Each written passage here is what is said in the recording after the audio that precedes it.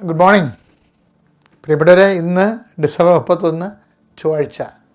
എല്ലാവരെയും കർത്താവ് അനുഗ്രഹിക്കട്ടെ എന്ന് പ്രാർത്ഥിക്കുന്നു. നമ്മൾ പ്രത്യക്ഷയുടെ പ്രാർത്ഥനയിലേക്ക് പോകാം. അമ്മേ പരിശുദ്ധ അമ്മേ, ദൈവമാതാവേ, അങ്ങ് കൃപാസനത്തിൽ പ്രത്യക്ഷപ്പെട്ട് വരാൻ പോകുന്ന മഹാദുരന്തത്തിൽ നിന്ന് രക്ഷപ്പെടാനും എല്ലാവർക്കും വേണ്ടി പ്രാർത്ഥിക്കുവാനും ആവശ്യപ്പെട്ടിട്ട് 20 വർഷം തികയുന്ന ഈ വേളയിൽ കൃപാസനത്തിലൂടെ ഞങ്ങൾക്കും ഈ ദേശത്തിനും അങ്ങ് മാധ്യസ്ഥം തേടി തന്ന എല്ലാ അനുഗ്രഹങ്ങൾക്കും കൃപകൾക്കും ഞങ്ങളിപ്പോൾ ഹൃദയം നിറഞ്ഞ നന്ദി പറയുന്നു. അമ്മേ പരിശുദ്ധമേ, ജപമാല മാതാവേ, സകല കൃപാസനങ്ങളോടും പ്രാർത്ഥനകളോടും ചേർത്ത് ഞങ്ങളിപ്പോൾ പ്രാർത്ഥിക്കുന്ന ഈ കുടുംബത്തിന്റെ പ്രത്യേക നിയോഗം പറമക്കളെ.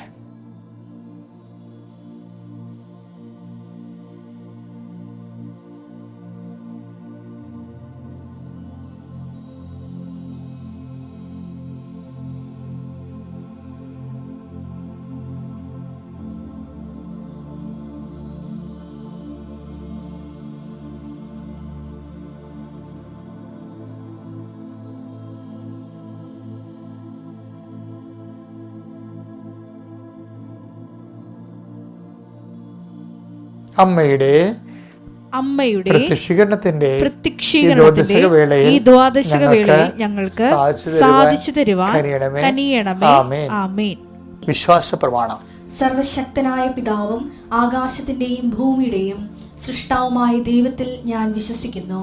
അവിടുത്തെ ഏകപുത്രനും ഞങ്ങളുടെ കർത്താവുമായ ഈശോ മിശിഹായിലും ഞാൻ വിശ്വസിക്കുന്നു. ഈ പുത്രൻ പരിശുദ്ധാത്മാവിനാൽ ഗർഭസ്ഥനായി കന്യകാമറിയത്തിൽ നിന്ന് പിറന്ന് പൊന്തിയോസ് പീലാത്തോസിന്റെ കാലത്ത് പീഡകൾ സഹിച്ച് കുരിശിൽ തറയ്ക്കപ്പെട്ട് മരിച്ച് അടക്കപ്പെട്ട് പാതാളങ്ങളിൽ ഇറങ്ങി മരിച്ചവരുടെ ഇടയിൽ നിന്ന് 3-ാം നാൾ ഉയർത്ത് സ്വർഗത്തിലേക്ക് എഴുന്നള്ളി സർവശക്തിയുള്ള പിതാവായ ദൈവത്തിന്റെ വലതുഭാഗത്തിരിക്കുന്നു. അവിടെ നിന്ന് ജീവിക്കുന്നവരെയും മരിച്ചവരെയും വിധിക്കുവാൻ വരുമെന്നും ഞാൻ വിശ്വസിക്കുന്നു. പരിശുദ്ധാത്മാവിലും ഞാൻ വിശ്വസിക്കുന്നു. വിശുദ്ധ കത്തോലിക്കാ സഭയിലും പുണ്യവാന്മാരുടെ ഐക്യത്തിലും പാപങ്ങളുടെ മോചനത്തിലും ശരീരത്തിന്റെ ഉയർപ്പിലും നിത്യമായ ജീവിതത്തിലും ഞാൻ വിശ്വസിക്കുന്നു. ആമേൻ. സ്വർഗ്ഗസ്ഥനായ ഞങ്ങളുടെ പിതാവേ, അങ്ങയുടെ നാമം പൂജിതമാകണമേ. അങ്ങയുടെ രാജ്യം വരണമേ. അങ്ങയുടെ തിരുമനസ് സ്വർഗത്തിലെ പോലെ ഭൂമിയിലും ആകണമേ. അന്നു വേണ്ടുന്ന ആഹാരം ഇന്ന് ഞങ്ങൾക്ക് തരണമേ. ഞങ്ങളോട് തെറ്റ് ചെയ്യുന്നവരോട് ഞങ്ങൾ ക്ഷമിക്കുന്നത് പോലെ ഞങ്ങളുടെ തെറ്റുകൾ ഞങ്ങളോടും ക്ഷമിക്കണമേ. ഞങ്ങളെ പ്രലോഭനത്തിൽ ഉൾപ്പെടുത്തരുതേ, തിന്മയിൽ ഞങ്ങൾ രക്ഷിക്കണമേ. ആമേൻ. നന്മ നിറഞ്ഞ മറിയമേ, സ്വസ്തി. കർത്താവ് അങ്ങയുടെ കൂടെ സ്ത്രീകളിൽ അങ്ങ് അനുഗ്രഹിക്കപ്പെട്ടവളാകുന്നു. അങ്ങയുടെ ഉദരത്തിൻ ഫലമായി ഈശോ അനുഗ്രഹിക്കപ്പെട്ടവനാകുന്നു. പരിശുദ്ധ മറിയമേ, തമ്പുരാന്റെ അമ്മേ, പാപികളായ ഞങ്ങൾക്ക് വേണ്ടി ഇപ്പോഴും ഞങ്ങളുടെ മരണസമയത്തും തമ്പുരാനോട് അപേക്ഷിക്കണമേ. ആമേൻ. നമുക്ക് അനുദിന അനുഗ്രഹ പ്രാർത്ഥനയിലേക്ക് പോകാം. കർത്താവേ, എല്ലാ ഭൂഖണ്ഡങ്ങളുടെയും ദൈവമേ, ഈ പ്രാർത്ഥന ആരെല്ലാം ഭൂമിയുടെ അതിർത്തികൾ വരെ കേൾക്കുന്നുവോ അവിടെയെല്ലാം നിന്റെ തിരുമുറുപാടുന്ന വലതുകരത്തിൻ്റെ ആശീർവാദം നൽകണമെന്ന് പ്രാർത്ഥിക്കുന്ന കർത്താവെ, കരയിലും കടലിലും കൃപാസനം നടത്തിയിട്ടുള്ള അങ്ങയുടെ നിർദ്ദേശപ്രകാരം നടത്തിയിട്ടുള്ള ആയിരക്കണക്കിന് ധ്യാനങ്ങളുണ്ട് ഈശോയെ. അതിൻ്റെ ആസ്തി ഭദ്രതയിൽ അങ്ങയുടെ മക്കളെ നീ ആശീർവദിക്കാൻ പ്രാർത്ഥിക്കുന്നു ഈശോയെ. കർത്താവെ, ജനലക്ഷങ്ങൾ പങ്കെടുക്കുന്ന ജപമാല റാലി പ്രാർത്ഥിച്ചു കൂട്ടിയ കോടിക്കണക്കിന് ജപമാലയുടെ ആസ്തി ഭദ്രതയിൽ അങ്ങയുടെ മക്കൾക്ക് വേണ്ടി പ്രാർത്ഥിക്കുന്ന കർത്താവെ, ലൈറ്റക്കാൻ്റെ പേർ റിക്വസ്റ്റ് പ്രാർത്ഥിക്കുന്ന മുഴുവൻ മക്കളെ ഞങ്ങൾ ആശ്രയിച്ചുകൊണ്ട് പ്രാർത്ഥിക്കുന്ന ഈശോയെ. ഓൺലൈൻ ഉടമ്പടി എടുത്ത് പ്രാർത്ഥിക്കുന്ന മുഴുവൻ മക്കളെ ആശ്രയിച്ചുകൊണ്ട് പ്രാർത്ഥിക്കുന്ന കർത്താവെ, കൃപാസനത്തിൽ വന്ന് ഉടമ്പടി എടുക്കുകയും ഇന്ന് ഉടമ്പടിയുടെ കാലം കഴിയുമ്പോൾ ആധ്യാത്മിക ശൈത്യത്തിലേക്ക് ആരെങ്കിലും പോയിട്ടുണ്ടെങ്കിൽ അവരെ കൂടി കർത്താവെ പരിശുദ്ധാത്മനെ ഒരു അഭിഷേകം ചെയ്യുന്നത് പ്രാർത്ഥിക്കുന്നു. കർത്താവിൻ്റെ ശക്തി നിങ്ങൾ ആവശ്യിക്കട്ടെ. നിങ്ങൾ കർത്താവിൻ്റെ ശക്തി പ്രത്യേകമായ ഭയങ്ങൾ, സാമ്പത്തിക ഭയങ്ങൾ, ശാരീരികമായ രോഗത്തിൻ്റെ ഭയങ്ങൾ മൂലം നഷ്ടധൈര്യരായിട്ട് പ്രാർത്ഥിക്കുവാനോ ഉടമ്പടി പാലിക്കുവാനോ പോലും പറ്റാതെ മനസ്സിടിഞ്ഞു പോരുണ്ട് ഈശോയെ. പല ആൾക്കാരുടെ പലതരത്തിലുള്ള ഭീഷണികൾ ഞെരുങ്ങിപ്പോകുന്നുണ്ട് ഈശോയെ. സാമ്പത്തിക ഞെരുക്കം ബാധിച്ചിട്ടുള്ള ആൾക്കാരുണ്ട് ഈശോയെ.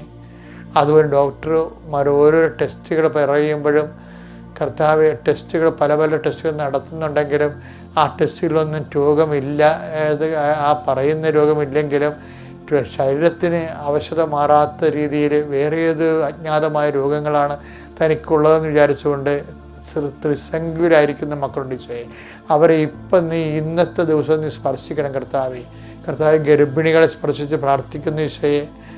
അമ്മയും കുഞ്ഞും ആരോഗ്യമായിരിക്കാൻ ജനിതകമായ തകരാറുകളിൽ പെട്ടുകൊണ്ട് ഹാർട്ടിന് ഹോളും ഗർഭസ്ഥ ശിശുവിന് വളർച്ചക്കുറവും തൂക്കക്കുറവുള്ള എല്ലാ മക്കളെയും ഗർഭശിശുക്കളെയും സംബന്ധിച്ച് പ്രാർത്ഥിക്കുന്ന കർത്താവേ. ദൈവത്തിൻ്റെ കരുണ, മെനിഞ്ചൈറ്റിസ് രോഗങ്ങൾ, അതുപോലെ മൈഗ്രെയിൻ രോഗങ്ങൾ, വിട്ടുമാറാത്ത രോഗങ്ങൾ, മാരക രോഗങ്ങൾ, തീരാവേദികൾ, ജീവിത ദുരിതങ്ങൾ യേശു ക്രിസ്തുവിൻ്റെ ഉന്നതമായ നാമത്തിൽ കൃപാസ്ഥാനത്താറ് ജീവനോടെ പ്രത്യക്ഷപ്പെട്ട പരിശുദ്ധ അമ്മയുടെ മാധ്യസ്ഥത്തിൽ മാറി ഈശോയുടെ നാമത്തിൽ മാറിപ്പോട്ടെന്ന് പ്രാർത്ഥിക്കുന്നു. അധ്വാനിക്കുന്നവനെ, ഭാരം വഹിക്കുന്നവനെ എൻ്റെ അടുക്ക വരിക, ഞാൻ നിങ്ങളെ ആശ്വസിപ്പിക്കാതെ അട ചെയ്തുകൊണ്ട് ആശ്വാസത്തിൻ്റെ വാഗ്ദാനം നൽകിയ നിൻ്റെ ആശ്വാസം ഞങ്ങൾ വിശ്വസിച്ചുകൊണ്ട് കർത്താവെ പ്രാർത്ഥിക്കുന്ന മക്കൾക്ക് ഇന്ന് തന്നെ കർത്താവെ അവരുടെ എല്ലാ ജീവിത പ്രാരാബ്ധം കുഴങ്ങിയ മക്കളുണ്ട് ഈശോയെ. കുരുക്കിൽപ്പെട്ട മനുഷ്യരുണ്ട് കർത്താവെ, അവർക്കെല്ലാം കുരുക്കഴിച്ചുകൊണ്ട് കർത്താവെ അവരെ കുഴക്കത്തിൽ നിന്നും കർത്താവ് കൊടിഞ്ഞ ചേറ്റിൽ നിന്ന് അവരെ കരയേറ്റിക്കൊണ്ട് കർത്താവെ പത്രോസിനെ നീ കടലിൽ നിന്ന് പിടിച്ച് കയറ്റിയ പോലെ കർത്താവെ കടഭാരങ്ങളിൽ നിന്നും രോഗഭാരങ്ങളിൽ നിന്നും ജീവിത ദുരിതങ്ങളിൽ നിന്നും തമ്മിൽ പിരിഞ്ഞ് താമസിക്കുന്നവരെ ഇങ്ങനെ വ്യത്യസ്തങ്ങളായ ജീവിത കുടുംബപരമായ നരകയാതന അനുഭവിക്കുന്ന എല്ലാ മക്കളും യേശുക്രിസ്തു സംരക്ഷിക്കപ്പെടുകയും ചെയ്യട്ടെ കർത്താവെ. പഠിക്കാത്ത കുഞ്ഞുങ്ങൾ, തെറ്റായ പ്രണയത്തിൽ ബന്ധപ്പെട്ടിരിക്കുന്നത് ജീവിതകാലം മുഴുവനും നാശക്കോടാലിയായി ജീവിക്കുന്നവർ, അതുപോലെ തൊഴിലില്ലാത്തവർ, തൊഴിൽ തേടി അലയുന്നവർ, തൊഴിൽ നഷ്ടപ്പെട്ടവർ കർത്താവ് അവരെല്ലാം കണ്ണീരോടെ കുടുംബത്തിൽ എങ്ങനെ ജീവിക്കും, എങ്ങനെ ഭക്ഷണം കഴിക്കും, എങ്ങനെ മാന്യതയോടെ ജീവിക്കും എന്ന് വിചാരിച്ചുകൊണ്ട് പരിഭ്രമിക്കുകയും വേദനിക്കുകയും ചെയ്യുന്നുണ്ട് ഈശോയെ. അവരെല്ലാം നീ ആശ്വസിപ്പിക്കുകയും ഇന്ന് ഞങ്ങൾ എവിടെയെല്ലാം പോകുന്നുവോ, എന്തെല്ലാം സംസാരിക്കുന്നുവോ, ആരോടെല്ലാം ഇടപെടുന്നുവോ, ജീവിതയാപനയ്ക്ക് വേണ്ടിയുള്ള നട്ടോട്ടങ്ങളിൽ കർത്താവെ നിസ്സഹായരായി നിൽക്കുന്നവരെ നീ സന്ധിക്കണം പ്രാർത്ഥിച്ചുകൊണ്ട് എൻ്റെ കർത്താവിൻ്റെ ഉന്നതമായ നാമത്തിൽ സഭയുടെ അധികാരത്തിൽ കുരിശിൻ്റെ അടയാളത്തിൽ ദൈവകൃപ നിൻ്റെ ആവശ്യിക്കട്ടെ. Lord infuse your spirit of power and grace.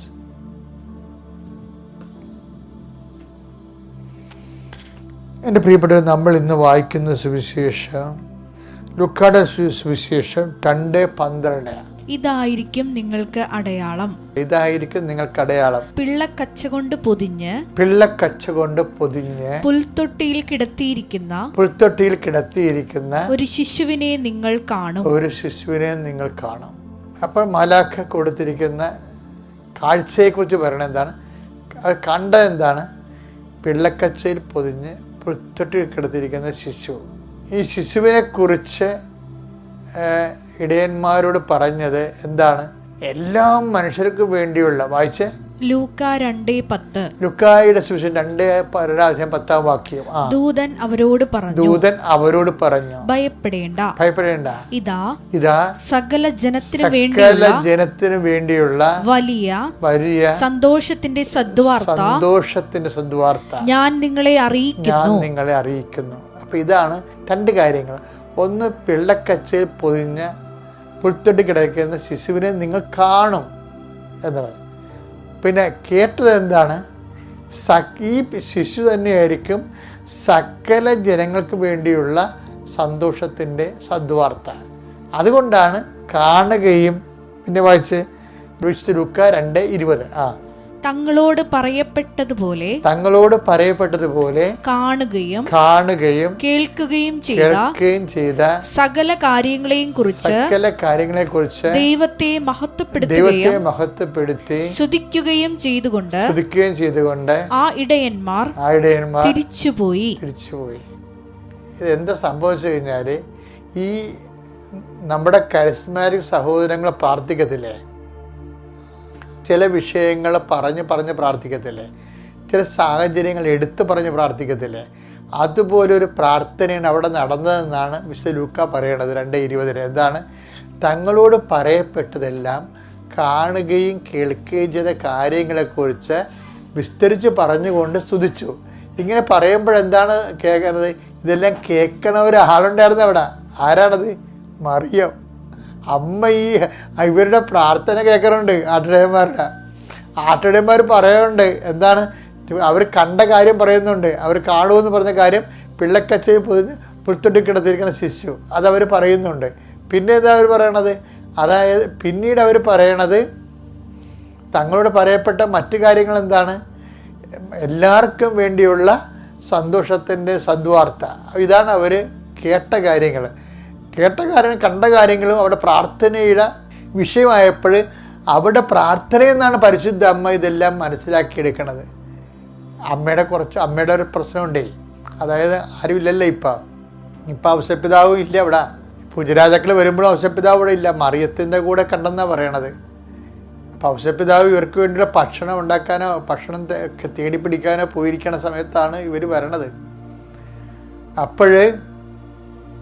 അതാണ് മറിയത്തിൻ്റെ കൂടെ കണ്ടെന്ന് പറയേണ്ട കാര്യം. അതായത് ഔസപിതാവിന് ഒരു പ്ലസ് പോയിൻ്റാണ് അത് ശരിക്കും പറഞ്ഞാൽ.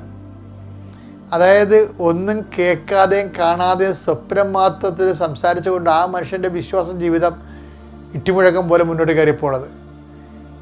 ഇതെല്ലാം കണ്ടും കേട്ടുമാണ് പരിശുദ്ധ അമ്മ ഹൃദയത്തിൽ ചിന്തിച്ച്, ഔസപിതാവിനോട് പോലും ഇത് പറയുന്നില്ല എന്നൊരു സൂചന അതിനകത്ത് അണ്ടർസ്റ്റുഡാണ്. അവർ സ്വകാര്യമായിട്ട് ഈ ആട്ടിടയന്മാർ പറഞ്ഞ് പ്രാർത്ഥിച്ച കാര്യങ്ങളെ മറിയം ഹൃദയത്തിൽ സംഗ്രഹിക്കുകയാണ്. ഈ ഹൃദയത്തിൽ സംഗ്രഹിക്കുക എന്ന് വെച്ചാൽ അതിൻ്റെ അർത്ഥം എന്താണെന്നറിയാവോ? ഷീസ് സോ കണ്ടൻറ്റഡ് ദെൻ വെച്ചാൽ അമ്മയ്ക്ക് ഈ വിഷയത്തിൽ സംശയമില്ലെന്ന് എൻ്റെ അർത്ഥം. ഹൃദയത്തിൽ സംഗ്രഹിക്കാത്ത വിഷയങ്ങൾ, ഹൃദയം സംഗ്രഹിക്കാൻ നമുക്ക് മൗനമായിരിക്കും ഉണ്ടാകണത്. മൗനത്തിനെതിരെന്താണ്? ബഹളമാണ്. മനസ്സിലായില്ലേ? മൗനത്തിനെതിരെന്താണ്? ബഹളമാണ്. നമുക്ക് ചില കാര്യങ്ങളെക്കുറിച്ച് തർക്കം വരും, ബഹളം വരും. ഇപ്പം ജൈറൂസിൻ്റെ വീട്ടിൽ ചെല്ലുമ്പോൾ കർത്താവ് 2 കക്ഷികളെ പുറത്താക്കും. ആരൊക്കെയാണെന്ന് നോക്കിയേ. മർക്കോസിൻ്റെ 5:40 കർത്താവ് 2 കക്ഷികളെ പുറത്താക്കുന്നുണ്ട്. ആരൊക്കെയാണത്? മർക്കോസ് 5:38-40. അവർ സിനഗോഗ് അധികാരിയുടെ വീട്ടിലെത്തി. അവിടെ ആളുകൾ വലിയ ബഹളം വെക്കുന്നതും ഉച്ചത്തിൽ കരയുന്നതും അലമുറയിടുന്നതും അവൻ കണ്ടു. അവനാകട്ടെ അവരെ എല്ലാവരെയും പുറത്താക്കി. ഈ ബഹളം വെച്ചു കഴിഞ്ഞാൽ അതിൻ്റെ അർത്ഥം പിന്നീട് അവർക്ക് വിശ്വാസമില്ല, അതുപോലെ തന്നെ ദൈവത്തിലുള്ള ആശ്രയം പോകും. അങ്ങനെ കുറേ കാര്യം ബഹളത്തിനുണ്ട്. ആ ബഹളത്തിന് നേരെ എതിരാണ് ഹൃദയത്തിൽ സംഗ്രഹിക്കുന്നത്. അതിൻ്റെ മൗലിക ഭാവം ശാന്തതയാണ്. അതുകൊണ്ടാണ് ഐസയ 53:7 പറയത്തില്ലേ, ആ സ്കേപ്പ് ഗോഡിനെ കുറിച്ച് പറയുമ്പോൾ, ദഹനബലിക്കുള്ള കുഞ്ഞാടിനെ കുറിച്ച് പറയുമ്പോൾ, അവൻ കൊല്ലാൻ പോകുന്ന കുഞ്ഞാടിനെ പോലെ ശാന്തനായിരുന്നു. അവൻ തർക്കിക്കുകയോ ബഹളം ഉണ്ടാക്കുകയില്ല.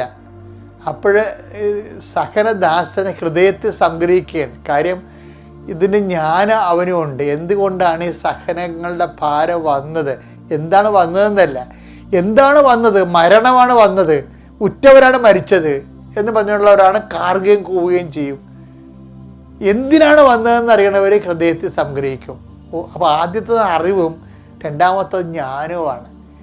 അറിവിൽ നിന്ന് ബഹളം ഉണ്ടാകുകയും ജ്ഞാനത്തിൽ നിന്ന് ഹൃദയത്തെ സംഗ്രഹിക്കുകയും ചെയ്യും. അതുകൊണ്ടാണ് നമ്മൾ അമ്മയെ ബോധജ്ഞാനത്തിൻ്റെ സിംഹാസനം എന്ന് വിളിക്കുന്നത്. മറിയം ഇതെല്ലാം ആട്ടിടയന്മാരെ കണ്ടതും പ്രാർത്ഥനയിൽ അവർ പറഞ്ഞത്, കണ്ടെന്നും കേട്ടെന്നും പറഞ്ഞ കാര്യങ്ങളെല്ലാം അമ്മ ഹൃദയത്തിൽ സംഗ്രഹിക്കുകയാണ്.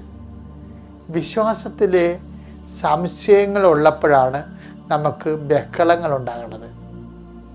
വിശ്വാസത്തിൻ്റെ കണ്ടൻറ്റ് വൈസ് സംശയം കുറയുന്നതനുസരിച്ച് കൊണ്ട് ഫുൾ ആൻഡ് ഫുൾ വിശ്വാസം തന്നെ ആയിക്കഴിഞ്ഞാൽ അത് നേരെ ഇരുത്തം വന്ന നിശബ്ദതയിലേക്ക് പോകും നമ്മളെ. കാര്യം എന്താ? അതിൻ്റെ അപ്പുറത്തത് നമ്മൾ ആത്മജ്ഞാനത്താൽ ദൈവം നമ്മളെ കാണിക്കുന്നുണ്ട്. മറിയം അത് കാണുന്നുണ്ട്. അതുകൊണ്ടാണ് മറിയം നിശബ്ദയായത്. അതായത് ജീവിത പ്രശ്നങ്ങൾക്ക് മുമ്പിൽ ബഹളം വെച്ചാൽ ദൈവം നിന്നെ അവിശ്വാസിയായിട്ട് ബ്രാൻഡ് ചെയ്യും. ജീവിത പ്രശ്നങ്ങൾക്ക് മുമ്പിൽ വിശ്വാസത്തോട് ഏറ്റു പറഞ്ഞു കഴിഞ്ഞാൽ എൻ്റെ ദൈവത്തിന് ഈ വിഷയം ഞാൻ സമർപ്പിക്കുന്നു, ദൈവത്തിൻ്റെ ഇഷ്ടംപോലെ നിറവേറട്ടെ എന്ന് പറഞ്ഞാൽ ഹൃദയത്തിൽ സംഗ്രഹിക്കാൻ പറ്റും. അപ്പോൾ നമ്മുടെ ആധ്യാത്മികത ഈടിട്ടുള്ളതാകും. ദൈവം വിശ്വസിക്കുന്ന വ്യക്തിയായിട്ട് നമ്മൾ മാറും. ദൈവത്തെ വിശ്വസിക്കുന്ന വ്യക്തികളെക്കാളുപരി. Praise the Lord. അത്യപൂർവ ദൈവാനുഭവങ്ങൾ ഇനി നിങ്ങൾക്കും സ്വന്തം. ഈ യൂട്യൂബ് ചാനൽ ഇതുവരെ സബ്സ്ക്രൈബ് ചെയ്തിട്ടില്ലെങ്കിൽ ഇപ്പോൾ തന്നെ സബ്സ്ക്രൈബ് ചെയ്യുക. ഈ വീഡിയോ ഇപ്പോൾ തന്നെ നിങ്ങളുടെ സുഹൃത്തുക്കൾക്ക് ഷെയർ ചെയ്തുകൊണ്ട് കർത്താവിന്റെ പ്രേക്ഷിതരാകുക.